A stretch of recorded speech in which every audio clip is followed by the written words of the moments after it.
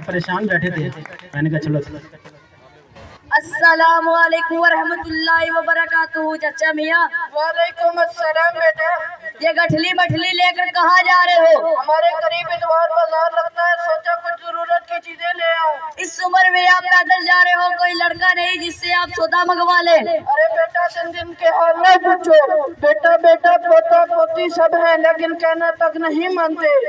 अरे चाचा मियाँ ऐसा क्यों कहते हो? औलाद तो अल्लाह ताला की नेमत है, आप अपने बेटों से इतना नाराज क्यों रहते हो? अरे बेटा हम तो अल्लाह से कहते हैं, बेटा दो तो काम का दो। बेटा बेटी पोता पोती सब मिलाकर टोटल 25 तो है, सब अपनी औलाद के साथ रहते हैं। हम बूढ़ा बूढ़ी का हाल तक नहीं पूछते, अगर हम दोनों बीमार हो तो दवाई तक नहीं लेकर देते। अगर तुम्हारी चाची ना हो तो हम भूखे मर जाए। अरे तोबा तोबा, कैसे बच्चे हैं आपके? क्या आपने इन्हें तालीम नहीं दिलाई? मैंने बच्चों को तालीम दिलवाई है। एक मेरा बच्चा वकील है, एक मेरा बच्चा बच्चों के साथ लाहौर में रहता है।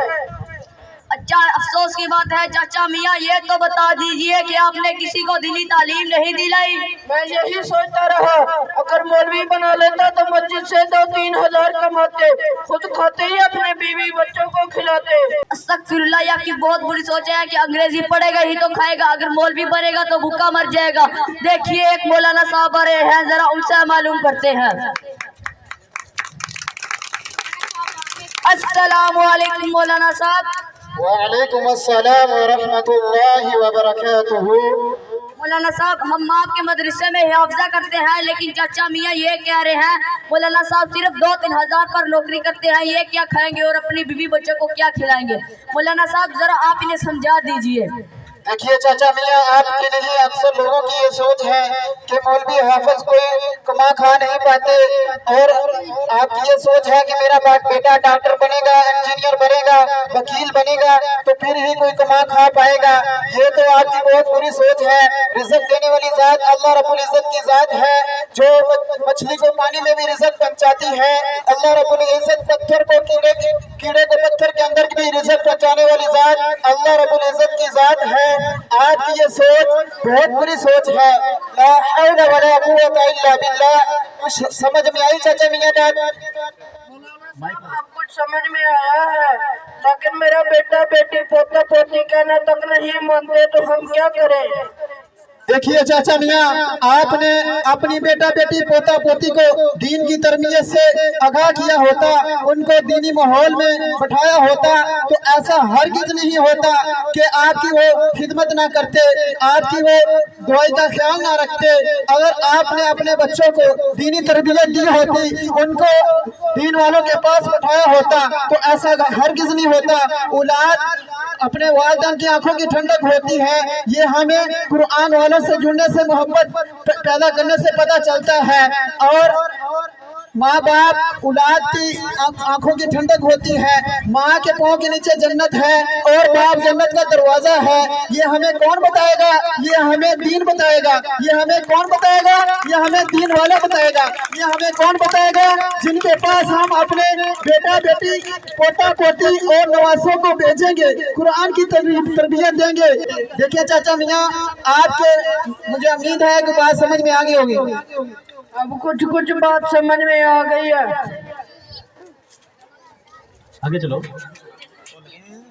चाचा मियाँ आपको दीन के बारे में कुछ तो मालूम होगा। मैं भी मुसलमान हूँ। अच्छा गुस्ल के फराइज सुना दीजिए। गुस्ल में नंबर 1 पानी का गर्म होना, नंबर 2 तौलिए का होना, नंबर 3 कपड़े उतार कर नंगे नहाना, नंबर 4 सुसु करना, नंबर 4 कुकू करके गुस्ल करना, नंबर 6 गुस्ल करते वक्त शोर मचाना, नंबर 7 चाय पीकर गुस्ल करना, नंबर 8 पैरों में जुराबों का होना, नंबर 9 गाने सुनकर गुस्ल करना। अस्तगफिरुल्लाह, उसे वजू के गुस्ल के फराइज सुनाए नहीं, पता नहीं क्या क्या सुना दिया। अच्छा वजू के फराइज सुना दीजिए। कहीं आप मेरी बेइज्जती तो नहीं कर रहे? नहीं नहीं, बेइज्जती नहीं कर रहा हूँ, जानकारी कर रहा हूँ कि आपके बाल सफेद हो चुके हैं और आपकी दाढ़ी भी सफेद हो चुकी है। आपको वजू के बारे में कुछ तो मालूम होगा। वजू में 13 फर्ज हैं।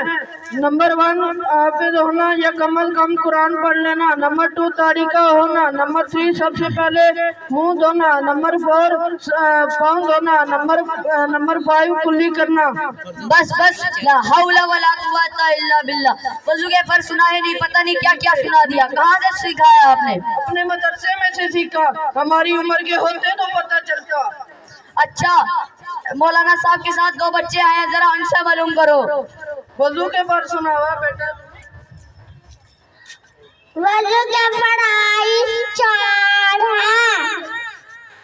पेशानी के बालों से लेके ठोड़ी की हड्डी के नीचे से लेके कान की लोज से लेके दूसरे कान की लोज तक चेहरा धोना, कोनियों में बाजू धोने, फिर सर का मैसा करना, फिर कानों में अच्छी तरह उंगलियां मारनिया, बता दो। फिर कानों के पीछे से अंगूठा लाना, फिर गर्दन का मजा करना, फिर टकनों में पाँव धोने। माशाल्लाह बेटा, तुम गुसल के फर्ज सुनाओ। गुस्ल के फराइज 3 है। नंबर 1, अगर रोजा है तो कुल्ली करना, अगर रोजा नहीं है तो गरारा करना। नंबर 2, नाक की नरम हड्डी तक पानी पहुंचाना। नंबर 3, पूरा जिस्म पर पानी बहाना, एक बार बराबर जगह खुश्क ना रह जाए। अच्छा, मेरा दाखिला हो जाएगा? जी हाँ, आपका भी दाखिला हो जाएगा। पढ़ने की कोई उम्र नहीं होती। माँ की गोद से लेकर कब्र के घड़े तक कभी भी पढ़ा जा सकता है। अच्छा, मैं अपना बेटा बेटी पोता पोती सबको इल्म हासिल करने के लिए लाऊंगा। जज़ाकल्लाह, अल्लाह ताला आपको जज़ाए खैर दे, आमीन। अस्सलामु अलैकुम व रहमतुल्लाहि व बरकातुहू। वालेकुम अस्सलाम व रहमतुल्लाहि व बरकातुहू। क्लैपिंग कर दें हजरत, क्लैपिंग कर दें। या आपको समझ नहीं आई, या फिर आलम और जहल में आप फर्क नहीं समझते, या फिर आप नाराज बैठे हैं।